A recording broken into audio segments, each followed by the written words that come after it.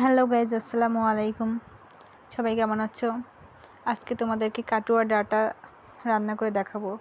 এখানে আমি কাটুয়া ডাঁটা এবং আলু কেটে নিয়েছি এবং তার মধ্যে আমি দিয়ে দিচ্ছি মরিচ, পেঁয়াজ ও রসুন কুচি। এবার আমি পরিমাণ মতো পানি দিয়ে দিলাম এগুলো সিদ্ধ হওয়ার জন্য। আমরা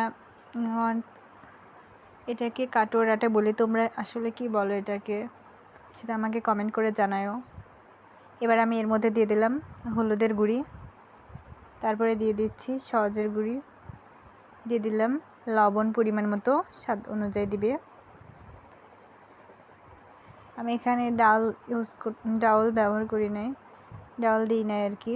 তোমরা চাইলে কিন্তু এখানে ডাউল দিতে পারো।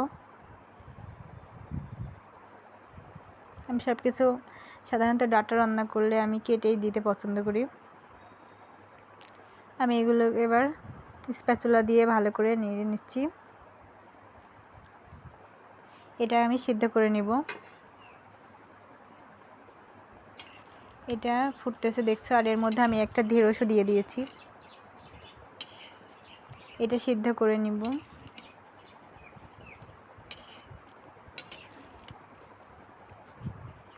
তোমরা এখানে ডাউল দিলে ঝোলটা একটু ঘন হবে আর কি।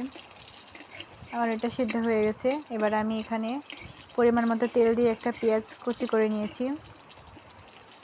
এটা একটু ভালো করে ভেজে নেব। তারপরে আমি সে সিদ্ধ করা ডাঁটাগুলো এর মধ্যে দিয়ে দিব। দেখতে পাচ্ছ আমি একটা ডাবরে ঢেলে নিয়েছি।